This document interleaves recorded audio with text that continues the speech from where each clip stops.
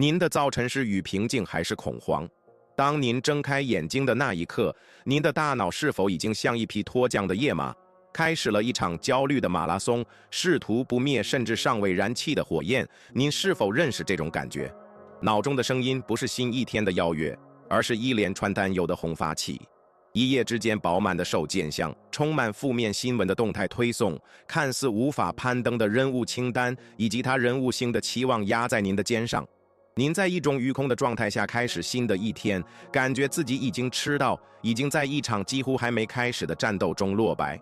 您的第一次呼吸不是主静的，而是一声预感疲惫的叹息。于是着急将到来的混乱，您已经或许在不经意间变成了一个数字反应者。您的第一个动作几乎是一种条件反射，就是伸手去那手机，那个通往他人精心组织的混乱的直接门户。在那一刻，您交出了自己思想的钥匙，没有盾牌，没有防御。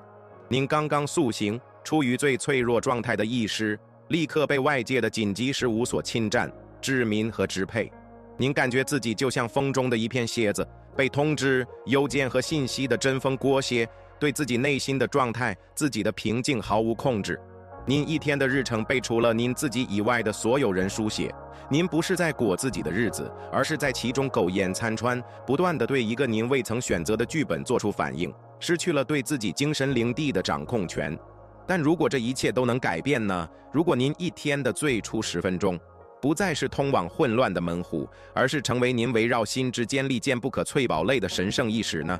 一座能够在未来24小时内抵御任何围攻的城堡。如果您不再受人控制，而是在每个清晨宣告自己的主权呢？这不是一个遥远的梦想，这是一种技能，一种心智技术。今天您将学到的不只是些许建议，您将受到4多个学派的10条战斗标准，是像旨在将您从早晨的认知转变为自己一天的建筑师的清晨力量宣言。在我们筑起城墙之前，请宣告您的存在，点赞订阅，以免错过任何一场战斗，并评论您从世界的那个角落加入这支军团。这是您第一个有意识的临在行为。解决这场清晨战争的方法并非诞生于诸境的精修或现代的自主书籍中，它是在世界所见过的最强大帝国的中心，由那些生活在持续压力下的为人们的思想锻造而成。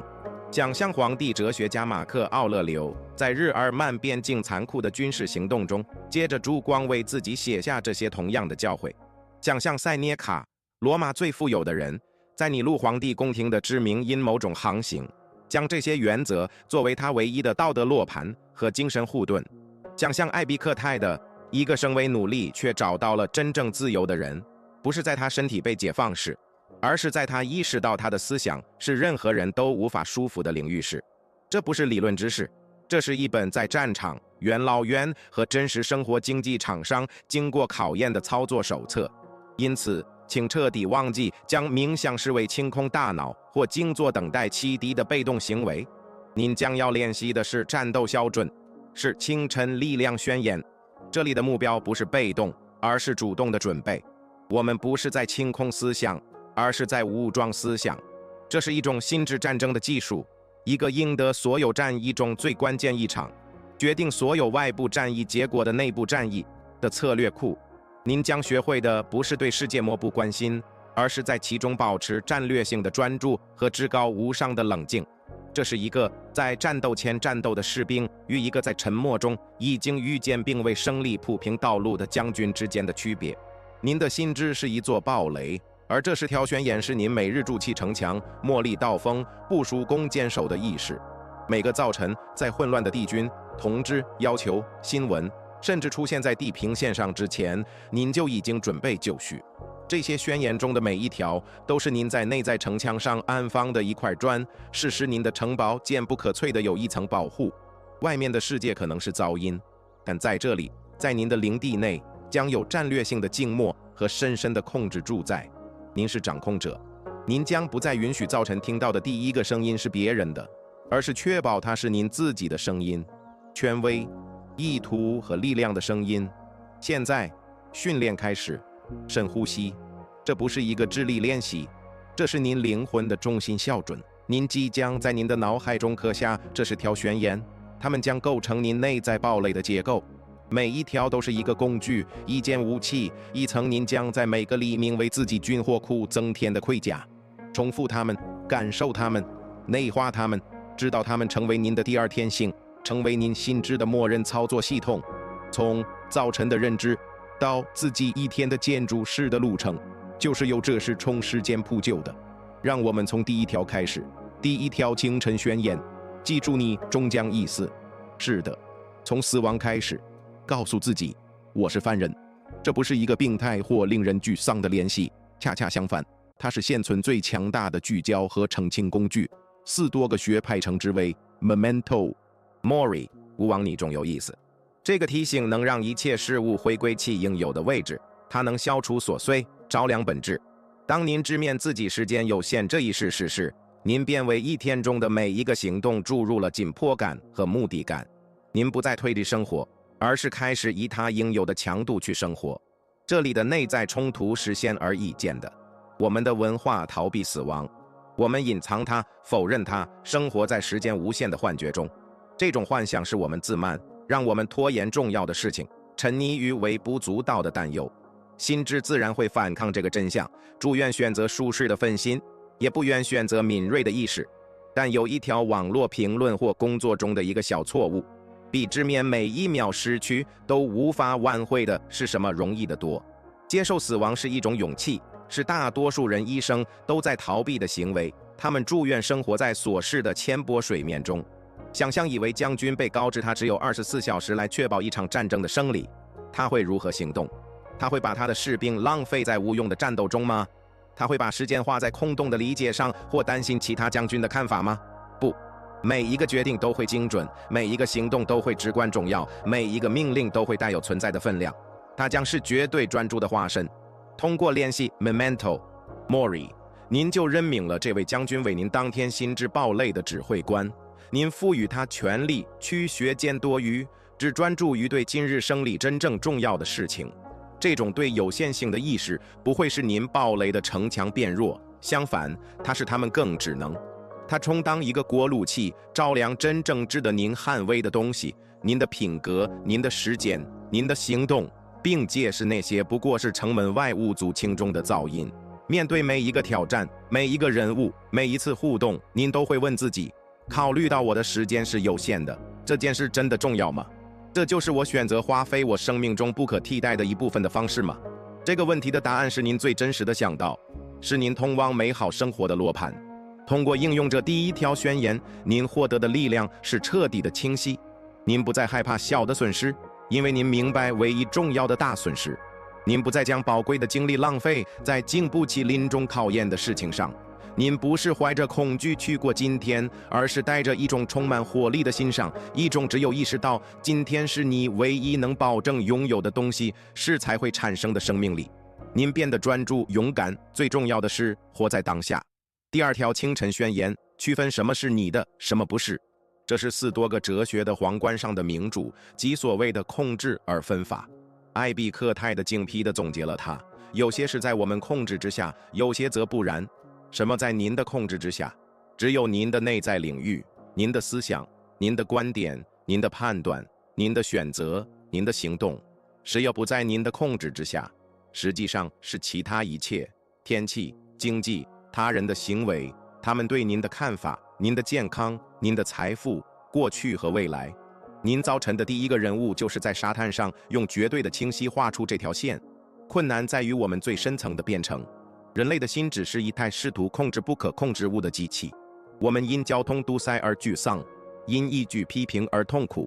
当一个完美制定的计划被意外会调使我们感到绝望，所有这些情感能量都浪费在那些我们永远不可能赢的战斗上，因为我们在自己的领土之外战斗。这种徒劳的努力是我们焦虑、愤怒和失望的主要来源。这就相对着与大喊让它停下来。这是我们每天都在实践的疯狂行为，徒劳地消耗我们的力量，并因此感到无能为力。把您的心智想象成城堡，您自己是城门的守卫。您为一切专属的责任是决定什么可以进来，什么必须留在外面。您无法控制必进的帝军规模、风的力量或夜晚的黑暗。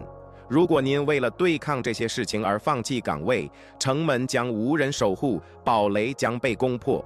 您唯一的战略功能是专注于城门的机制、您的感知和您的反应。别人说的话是敌军，您如何对此做出反应是城门。外部是监视域，您对此的反应是您的庇护所。应用这条宣言就是成为那个警惕而智慧的守卫。在一天的每一刻，您都以一种无情的冷静观察时间，并对其进行分类。那个人的粗鲁在我的控制范围内吗？不，因此我不会让他进入我的内心平静。我对这种粗鲁的反应在我的控制范围内吗？是的，我选择以冷静和坚定来回应。这不是冷漠或被动，这是心智和情感资源战略性分配的最高形式。您停止在城前上摸挑战线上战斗，将您所有的力量集中在唯一一条胜利永远可能的战线上——您的内心。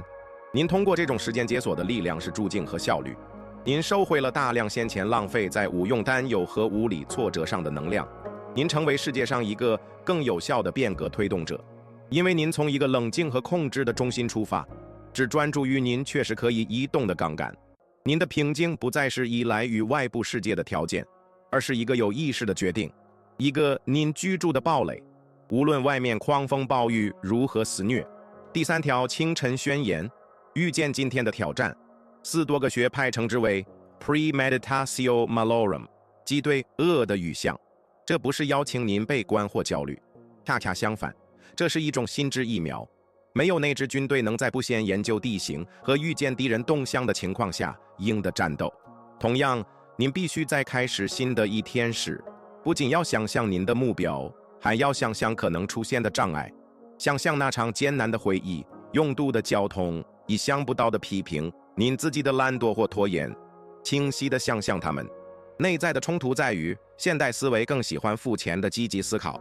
我们被教导要指望好处想，避免对未来问题进行任何思考，好像一想就会把它们吸引过来似的。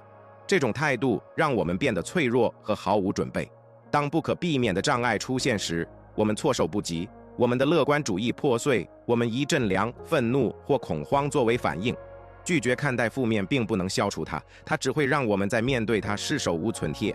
这就像一个只训练出拳却从不学如何放手的拳击手，在接到第一拳时，他就崩溃了。这里的比喻是一位飞机驾驶员在执行他的飞行前检查清单。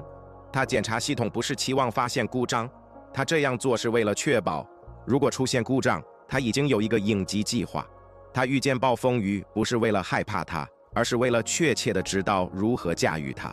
他想象引擎故障不是为了恐慌，而是为了让他的反应是自动的、训练有素的和有效的。Premeditatio malorum 就是您的心智检查清单。您问自己，今天可能会出什么问题？我如何能以美的冷静和智慧来应对它？通过这样做，您接触了未来对您的控制力。一个与见到的挑战会失去一般的力量。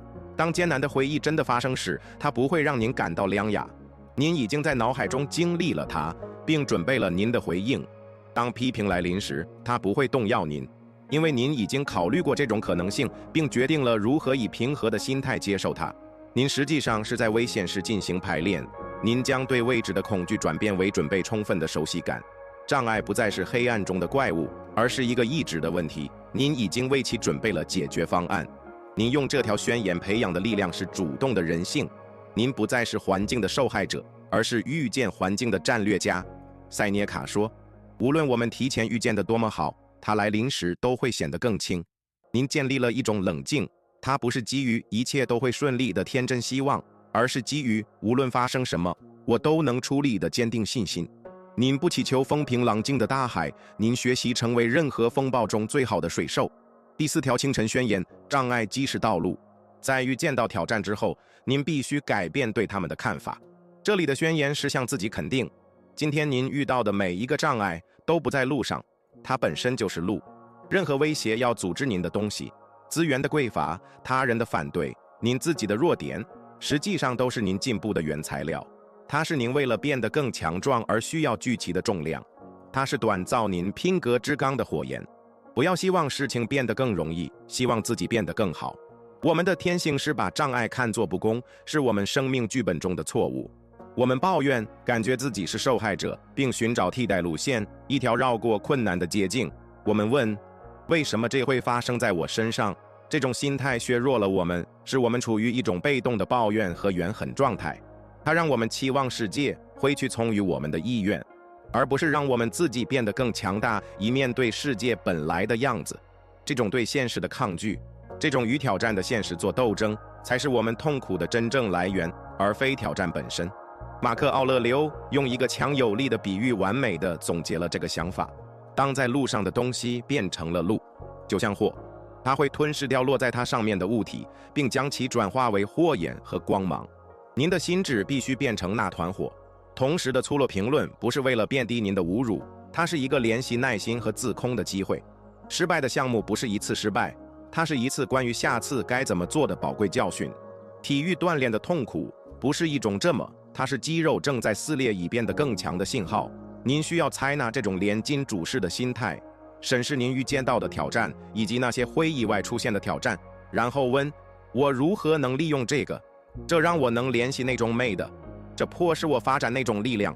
恼人的交通兜塞变成了耐心的训练场，乏味的人物变成了关于记录的冥想，朋友的背叛无论多么痛苦，都变成了一趟关于人性和明智则有重要性的深刻课程。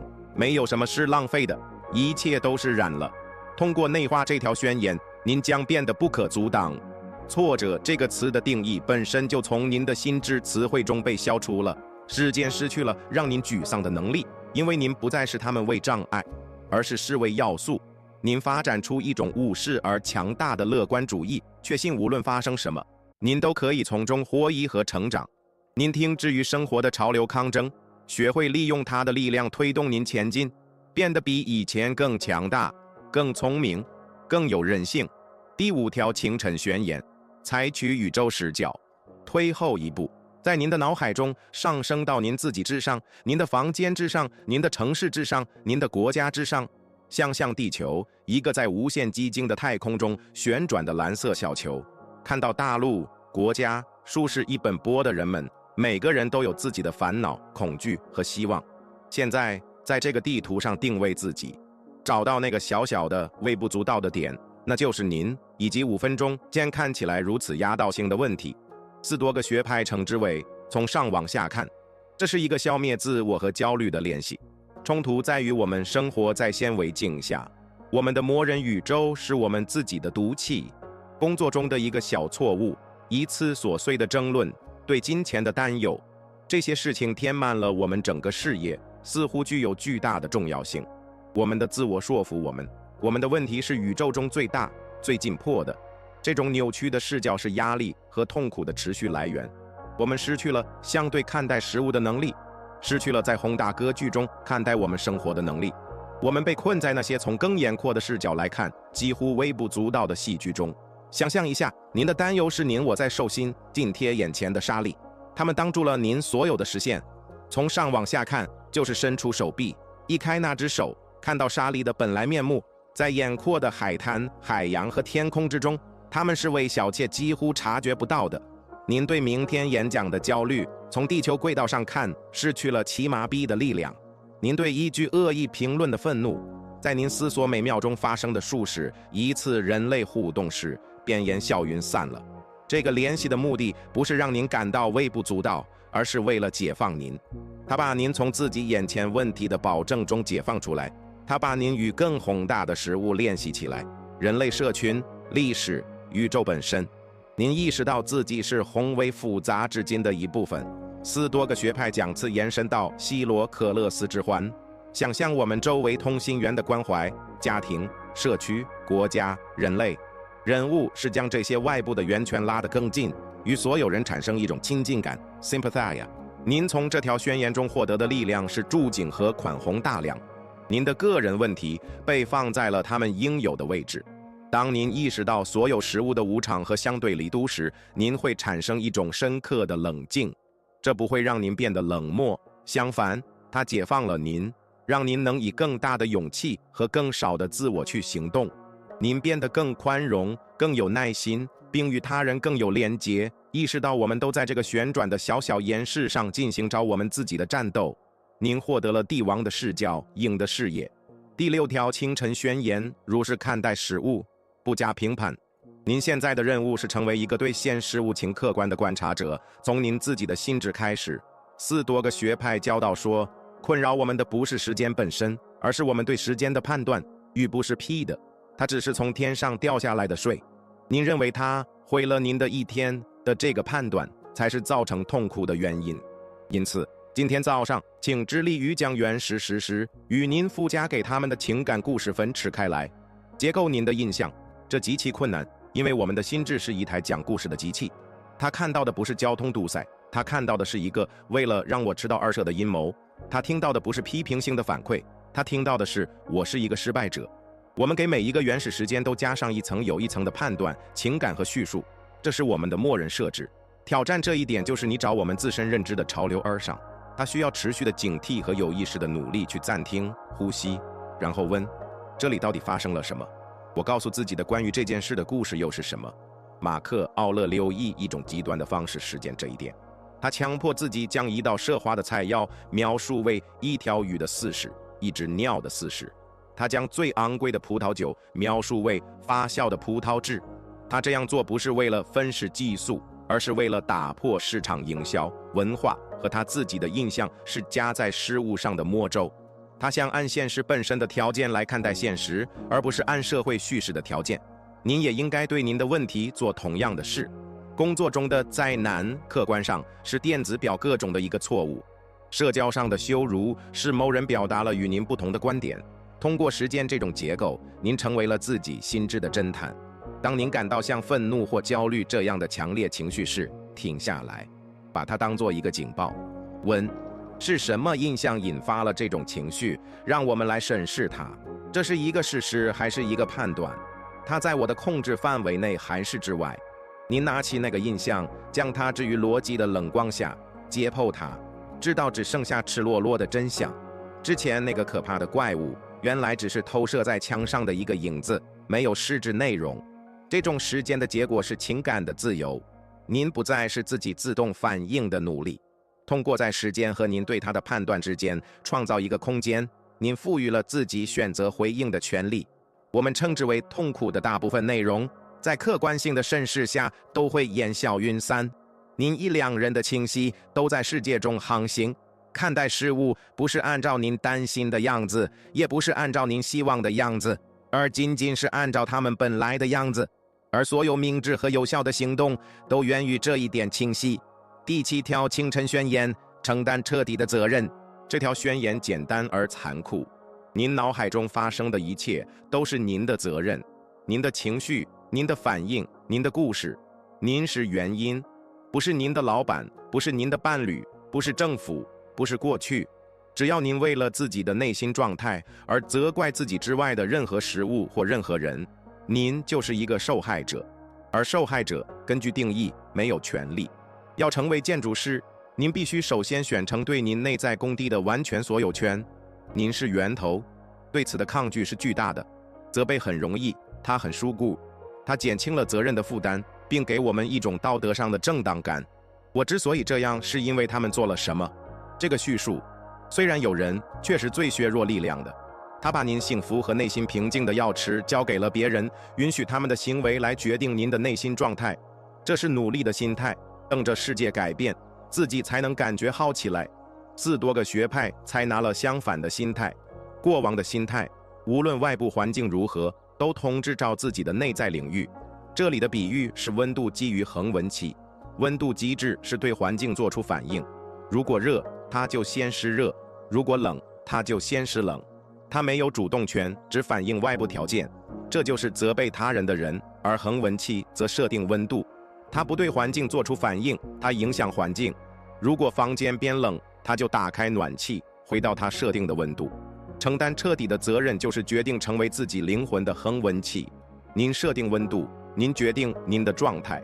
时间练习是无情的。对于今天您感受到的每一种负面情绪，强迫自己完成这个句子。我选择感受这个，因为我选择对交通感到愤怒，因为我指着于世界应该为我扫清障碍的信念。我选择因为那句评论而感到受伤，因为我正在赋予那个人验证我价值的权利。这种做法将权力转移回他所属的地方，您自己。它迫使您看到，您的体验不是发生在您身上的事，而是您自己产生的事。这里获得的力量是主权，这是您从人生棋盘上的一个棋子变成棋手的时刻。当您停之则被时，您就收回了所有改变的力量。毕竟您不能改变别人，但您永远可以改变自己。这种认识既可怕又解放，它终结了所有的借口，但它给了您工具去构建任何您想要的内心状态。无论世界向您抛出什么，您成为原因而非结果。第8条清晨宣言：记住，美的是唯一的山。在您一天的所有目标中，项目、财务、健康，有一个至高无上的目标，必须统领所有其他目标，活出美德。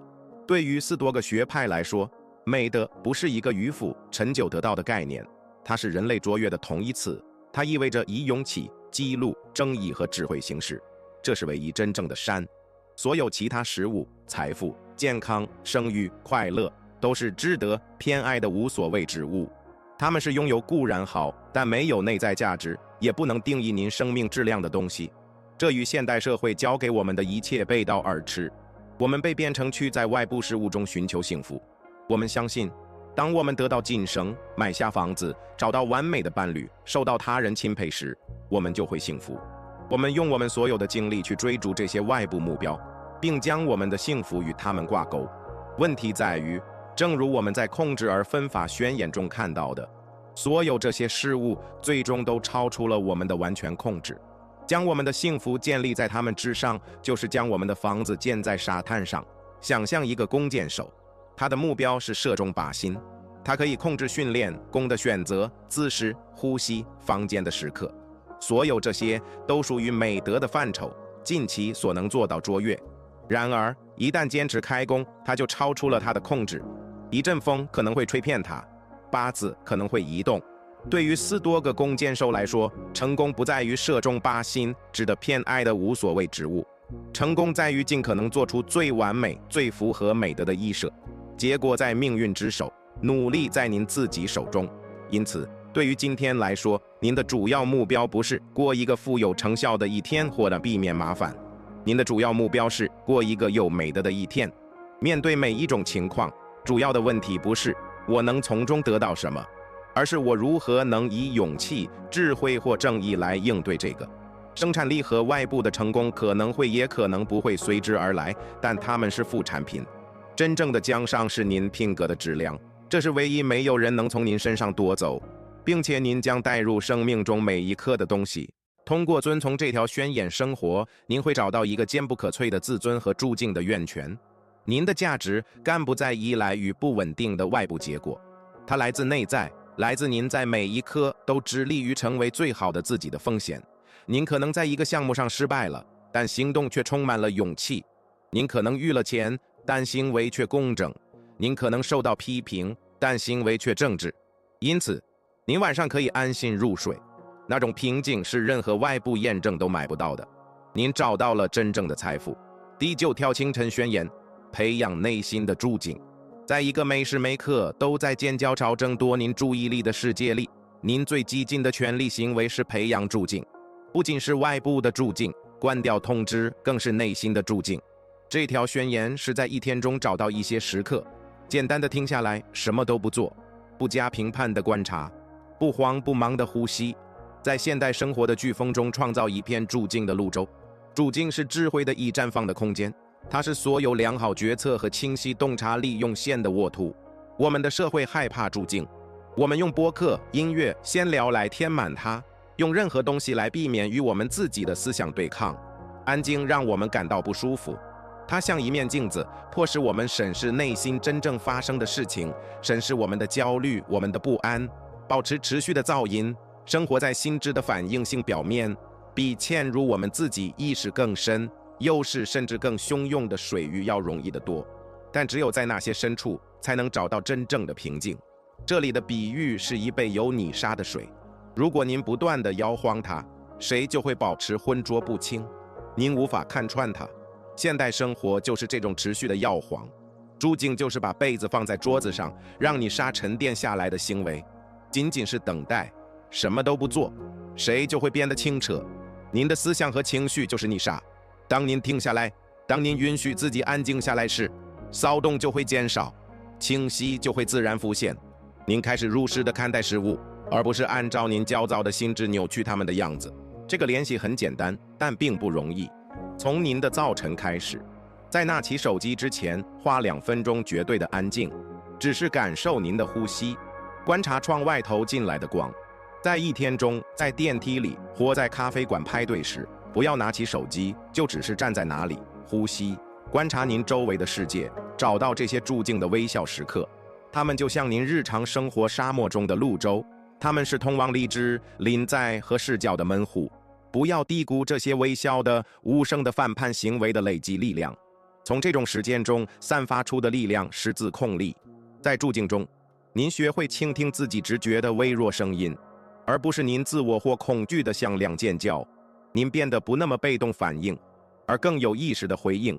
最好的想法解决复杂问题的方案，通常不是来自疯狂的努力，而是来自一种放松和主静的状态。通过在主静中感到舒适，您成为了混乱海洋中的一座平静之岛。您成为了在危机中不恐慌，而是呼吸并找到出路的人。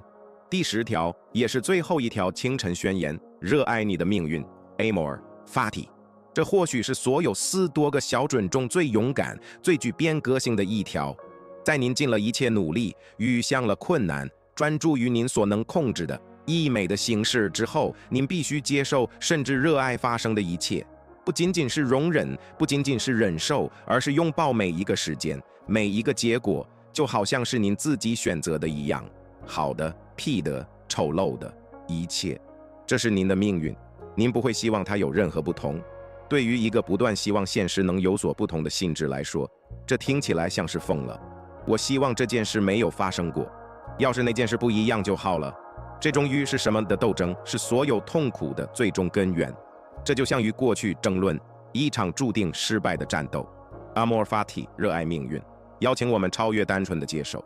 接受可能是被动的、顺从的，热爱命运是主动的、快乐的和肯定的。这是您信任生命过程的最终宣言，即使您不理解它。复兴了这个思想的尼采适用了永恒轮回的意象。